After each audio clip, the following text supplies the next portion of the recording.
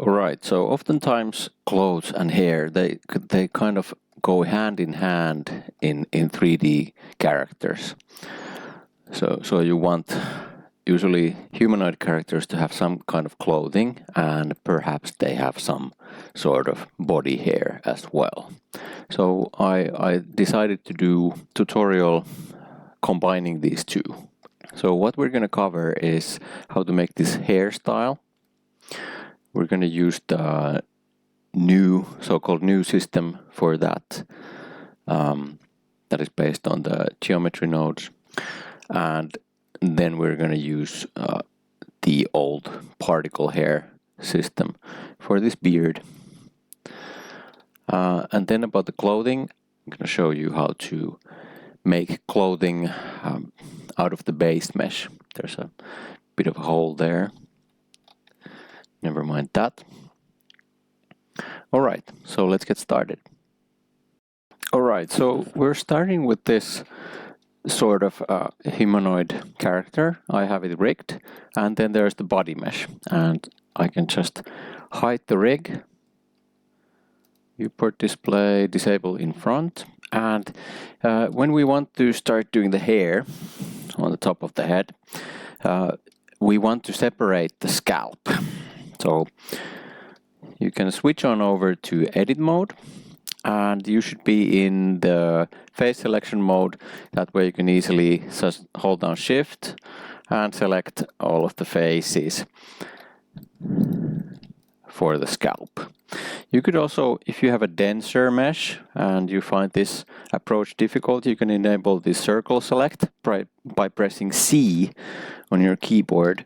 You can control the size of the brush for the selection by scrolling up or down with your mouse, and then you can just select the areas you want by clicking. And if you want to disable the circle select, you can just right click away from it.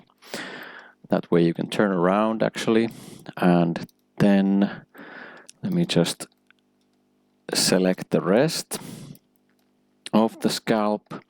Okay, not that part though, so gonna deselect that. Okay, we got a decent scalp selected there. And what we want to do now is hold down shift and press D to duplicate this. So shift D, it's duplicated. If I move it, if I wanted to snap back on the head, I can just right click and it will snap back on the head. And what I want to do now is press P on my keyboard to separate this, and separate it by the selection. So choose the first option.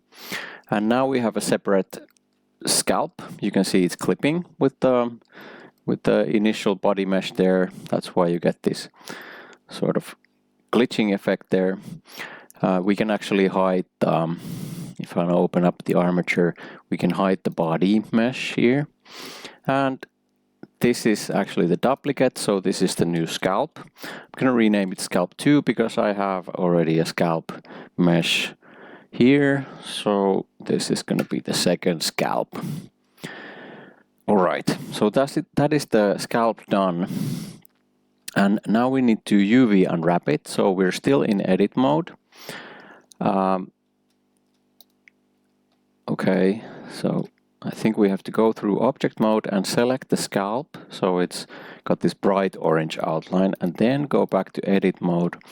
Select everything by pressing A and press U to enter the UV mapping menu. Then you can select Smart UV Project. I like to use this one, just the default settings, and click OK.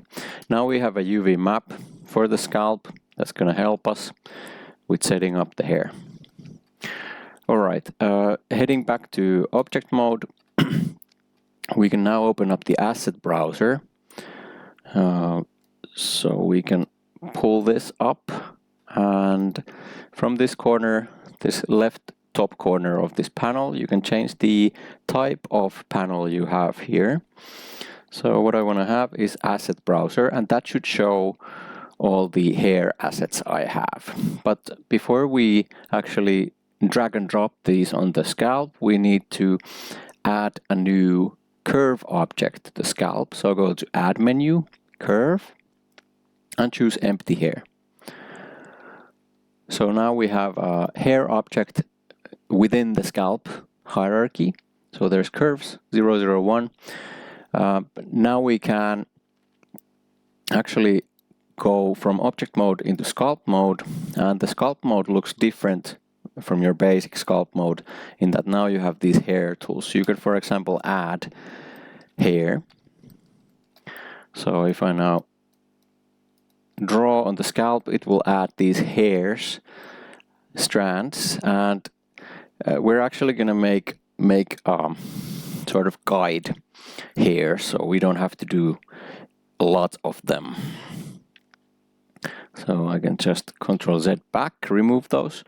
Sculpt mode, and in the curve shape menu, I can adjust the length of the strands that I make, the new ones, and the points, the number of points along the strand. This will make them look better when grooming, essentially.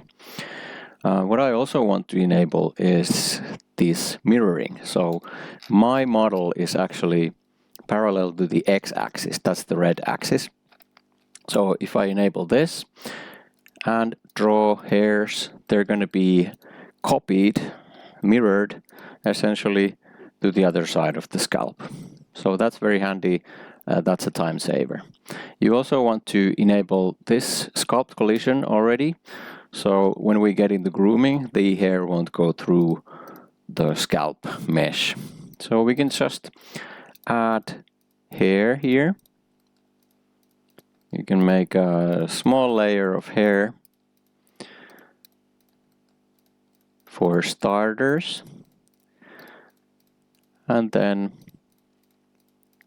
we can add some modifiers here onto this from the asset browser we just opened before. Okay, so that's the base where we're gonna start. And one more thing, I would like to maybe weight paint a bit the density of the hair. So before using any of these, we would benefit if I go to edit mode. Actually, sorry, go to object mode first, select the scalp, then go to edit mode, and we want to make these into a new vertex group. So here on the right, you should be in the data panel. You have vertex groups, and you can add a new vertex group by pressing the plus icon and double click on the name, and this could be scalp 2 density. Remember the name, and it's case sensitive. So assign, click assign. Because we have everything selected, we assign all of the faces into this vertex group. And now when we have these assigned, we can actually switch from edit mode to weight paint. You can see the red areas are where the weight is 100. You probably know this already. So if I now want to remove any areas or make them less dense, I can hold down Control and brush over them. So I don't want any hair necessarily being that dense on the edges of this scalp. So I'm just going to make the edges of the scalp blue. I'm going to Control and click brush over them to make them less dense. So no density around there. Alright, and I think maybe here, also there. It's a really low poly mesh, so let's see how this works actually. If it behaves nicely. Okay, I'm happy with that density weight paint. So you don't have to do anything else. It's automatically going to be saved into the scalp 2 density vertex group.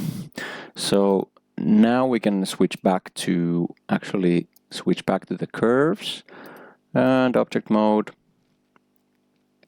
And when we have the curves selected, we can actually now go to the modifier section, and now we can start dragging and dropping these modifiers onto our hair. So let's say we want to have more hair. For example, here I could look for duplicate hair curves and drag that on top.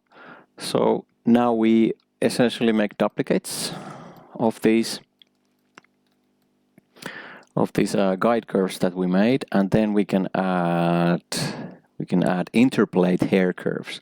So these should also add more hair, but we need to define here in the interpolate hair curves modifier, to the surface we should set scalp to, so it knows what mesh to target, and then the density number actually controls the interpolated children hairs number. So there's also density mask. If you click on this cross icon and type in the name of the vertex group we created, scalp to density, I believe it was. So scalp to density, we get the weight paint controlling the density of our interpolated hair. So I can increase the density now, and it's going to try and avoid those areas that were weight painted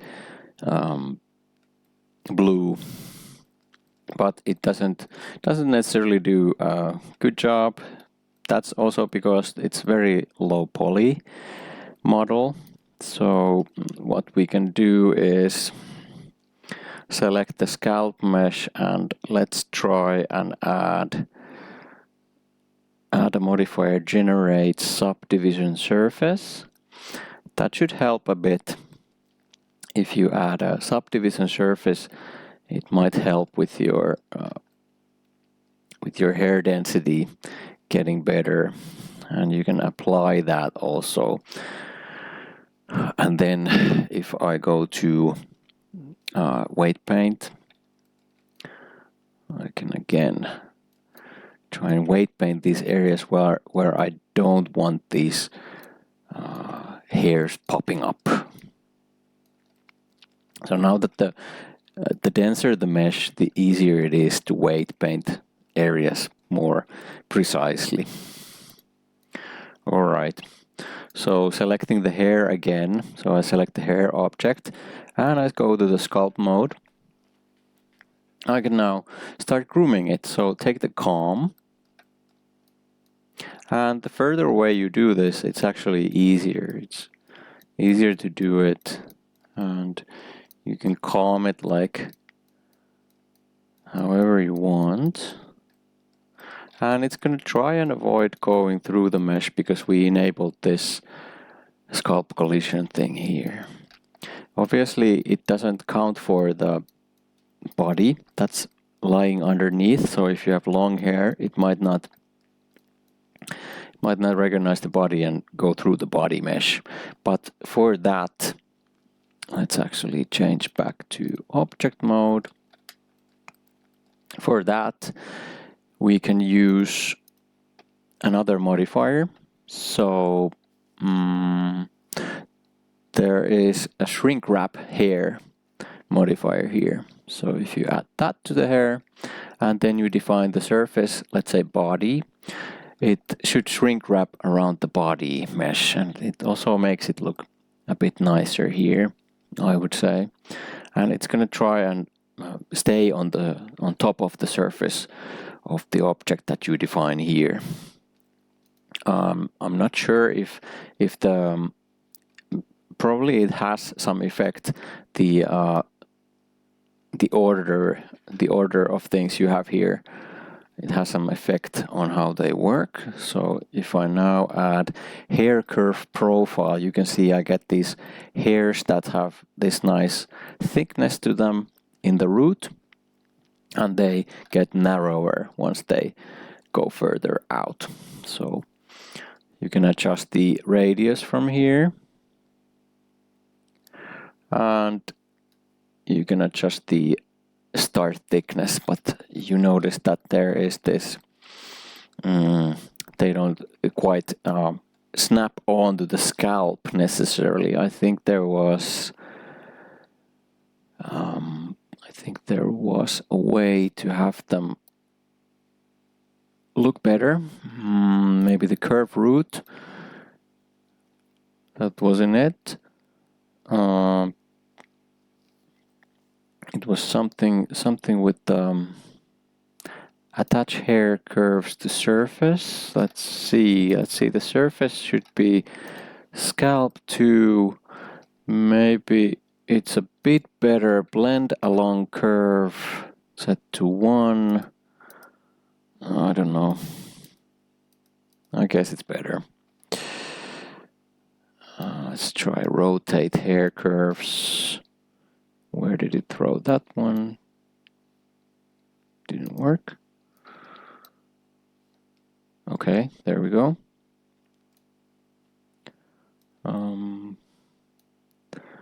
Try and set the angle. Does it have any effect?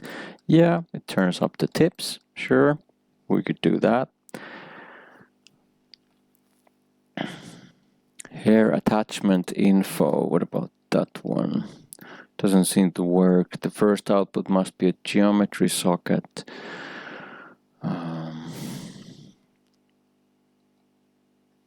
Okay, but let's try the clump hair curve. So this is an effect that will clump the hair curves more together. You can see these clumps forming, and then you can adjust these values to get different kind of outcomes from that.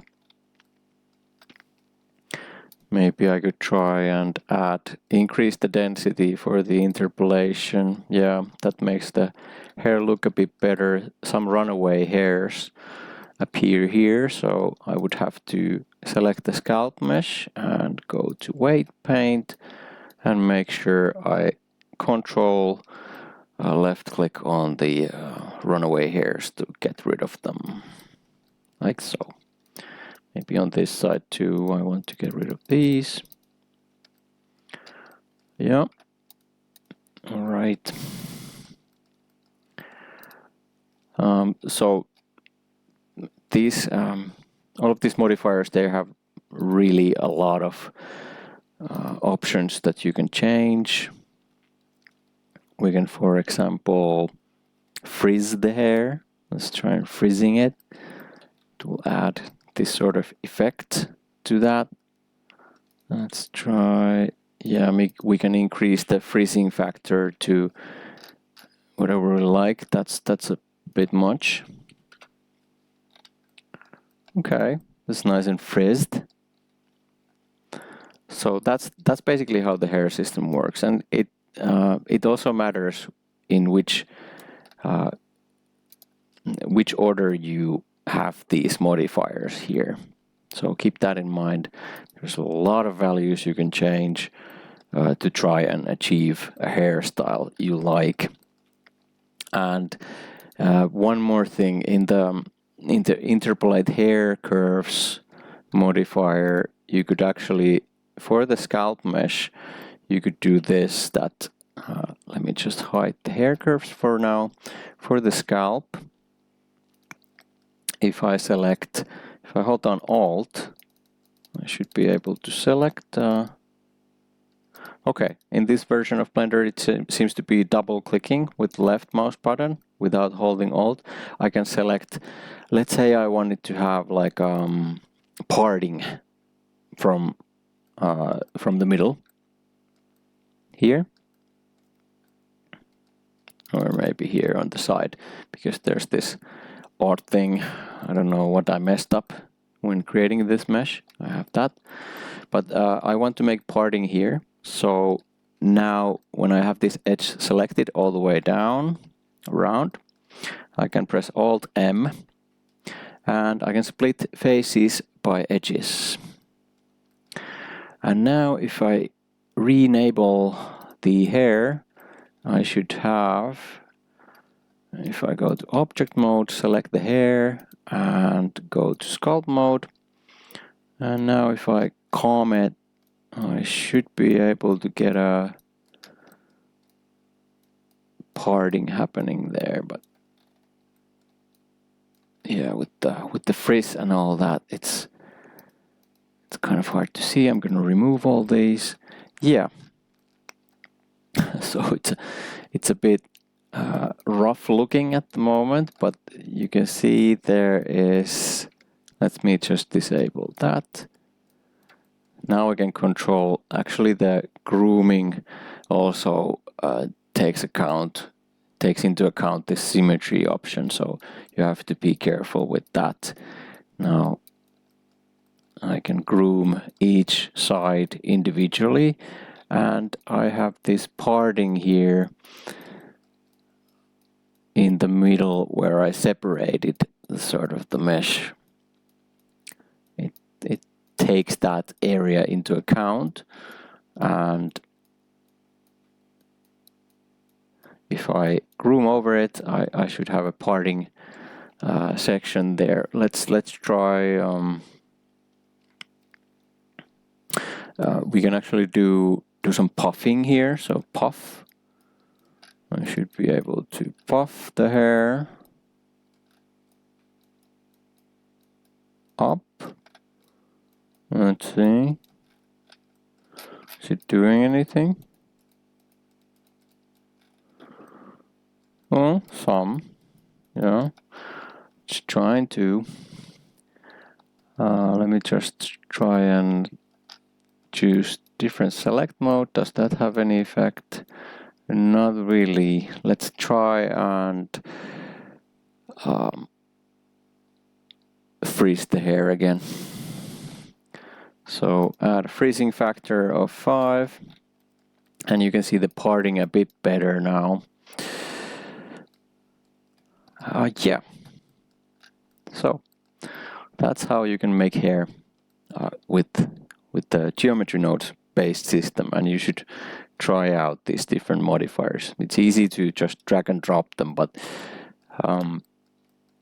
it takes some time to get used to. And next I'm going to show you the old way, sort of particle system way of creating hair and how you can groom that. Alright, so this is our geometry nodes hair, but what if we want to use another kind of method by using particles? So let's enable the body mesh again.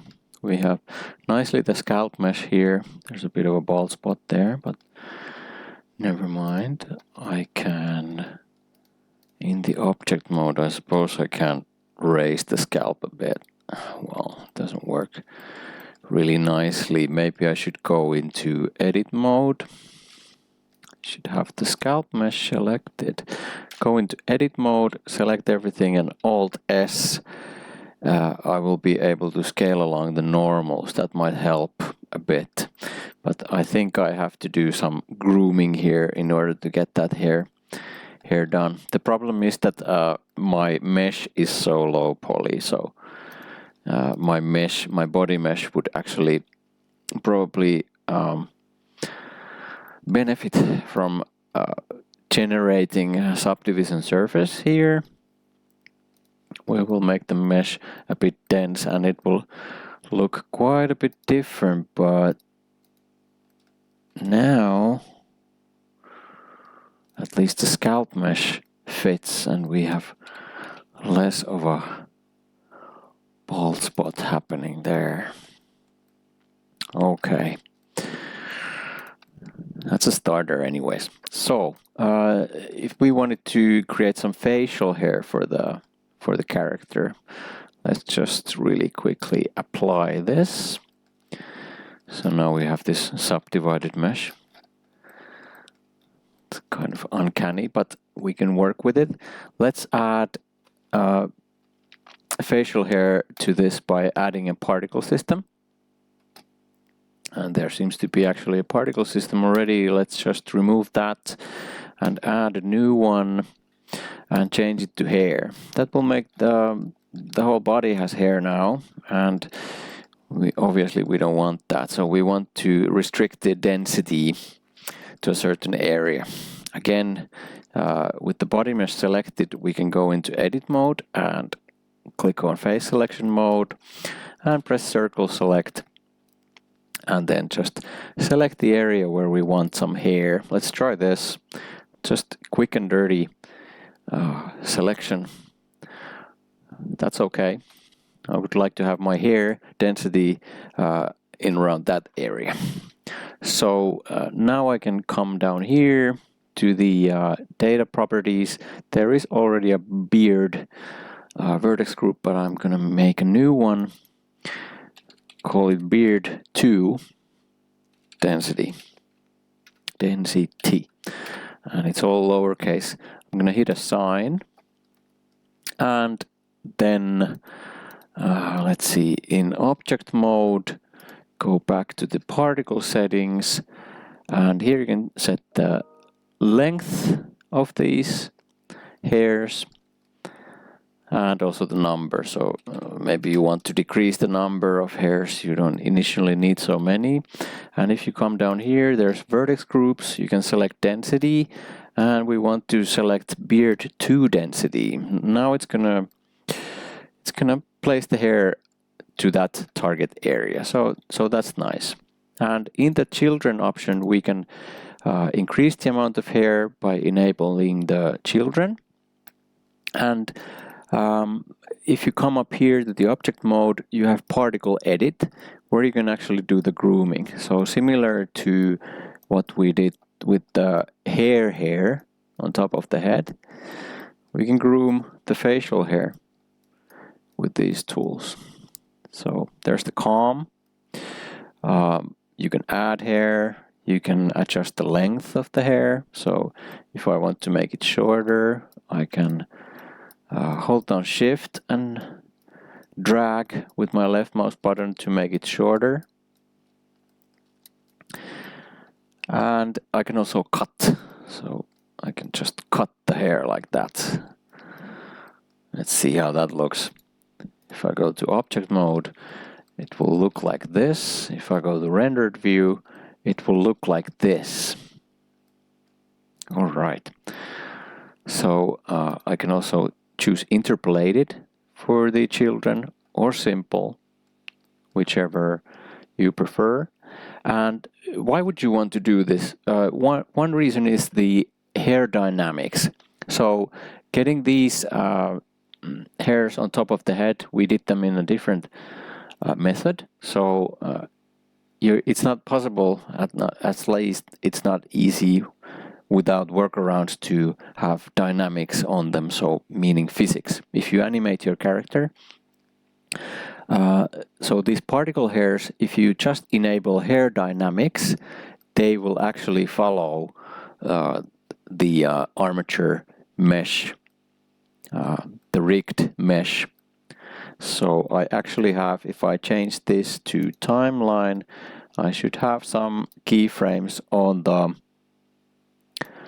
the armature. If I select the armature, there should be some keyframes, but it seems that they are gone. Let's try and bring the armature to front, change it to pose mode, and in pose mode, if I now add a keyframe having this head bone selected, I set a rotation keyframe, I move to frame 20, I press R and Z, and I rotate the head like so, rotate it there, and I set the rotation keyframe. Now the body here should, yeah, you can see how it is actually following the head. Let me just put the end frame there and switch this to solid. So you can see the hair now has dynamics. It is following the head mesh, and it's also reacting. It basically shakes. And this doesn't occur with the hair system up here because we use the other system with this. So this is a big plus for the old particles system, I would say, the dynamics of it. Let's just see the particle system again. If I go to object mode and select the body and go to particle settings, Let's see, hair dynamics. I can increase the quality steps to have a higher quality simulation. I think, yeah, vertex mass, let's try and increase that. Should make the hair appear heavier. Maybe if I increase the stiffness value, it would also be more stiff. So you have these values, parameters that you can control the dynamics of the hair with. So that's a huge plus of using this method for creating hair. And I would say it's much more simple than the sort of new method still. But if you use this method for creating hair on top of the head, I still recommend you make the scalp mesh separate. About the materials, if you want to set up materials for your hair, just select the hair. In this case, you can select the hair curves object for this hair we did, and just go to the material properties, add a new material, and you could make this hair top, and change the surface from principled BSDF, change it to principled hair BSDF. Now if I go to rendered view, you can see the material is set to the principled hair, and you can adjust the roughness of the hair. You can adjust the color. Maybe you want to make it something like green. You can also use any of the basic shaders like the diffuse BSDF. If you don't like the hair, principled hair BSDF, it might look a bit weird. You can even use the principled BSDF if you want. And in order to make it shinier, you can increase the metallic and decrease the roughness. So the principled hair, it's an alright material, but if you want to stylize your hair, maybe it's better to use some other material as well. What about this particle hair system? For that we need to create a new material for the body. So let's call this facial hair. So the body mesh should have another material. And then if we go to the particle settings, go down to render, you can choose the material from this list. These are the materials that are given to the body mesh. And you can choose the facial hair in this case. So now we got facial hair coloring and coloring for the top hair also. Beautiful. Now what about clothing? Let me just save this file. And if you want to do clothing for your character, let's just jump into material preview, which is a bit faster. The first method of doing clothing that I would recommend, if you want to have like simple clothing that fits your character,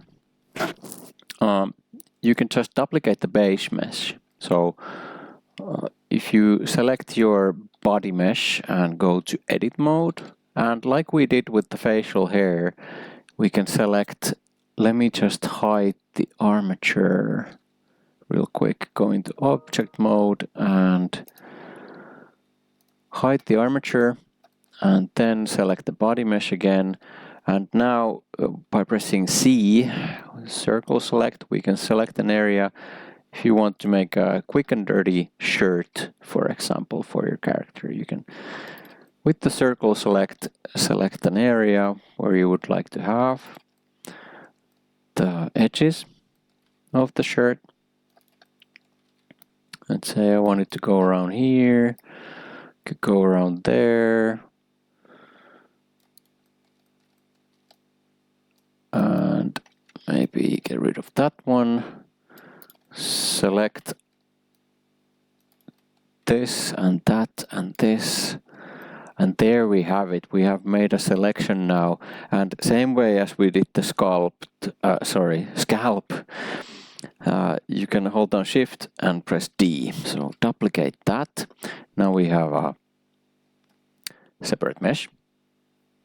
Not quite, but it is a new mesh. Right click to snap it back on to its place where it started, and press P and separate selection.